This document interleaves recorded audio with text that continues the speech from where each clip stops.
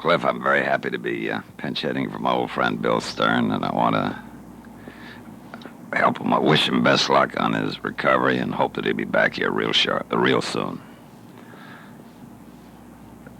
Fine. When we edit, we'll put this at the close.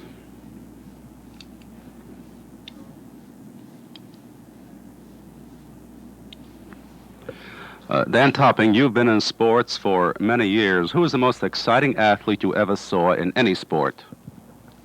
Well, Cliff, that's a pretty tough question to answer. There have been so many. But I think I'd have to go with our old Yankee, Joe DiMaggio. After all, he did everything well. He made plays look so easy that I don't think the average fan realized what he was doing at the time. But since he's left baseball, catches that were normal for him are circus catches today.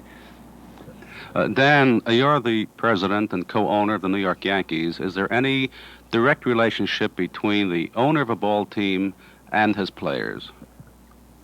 Well, Cliff, actually there is, but it's out of season. The owners usually don't come in contact with the ball players at all during the season. I don't think it's wise for them to do so. I think that during that time of the year, it's up to your field manager to handle the club.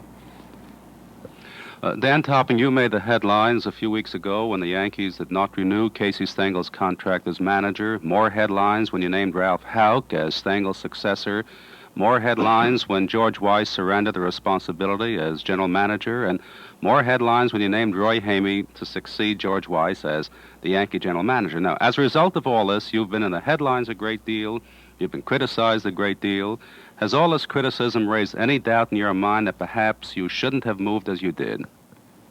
Well, Cliff, I think in this business that if you're going to allow criticism to bother you, you should not be in the business. After all, our one objective is to keep a ball club that's representative of the city of New York, as the Yankees always have been.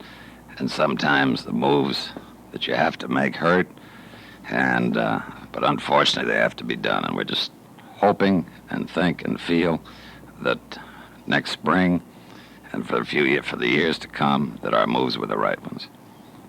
Dan Topping, what is your feeling on expansion as far as the American League is concerned and the National League? Do you feel it's good for baseball? Is it healthy? I think expansion is definitely good for baseball.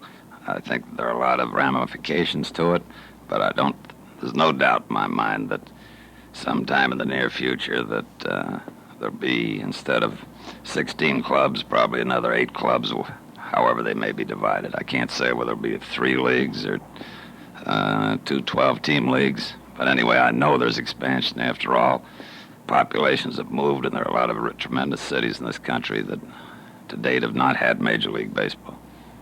In other words, more and more baseball will be the national pastime. Thank you very much, Dan Topping, president of the New York Yankees. This is Cliff Evans reporting. And now here's an important word for you from Monroe.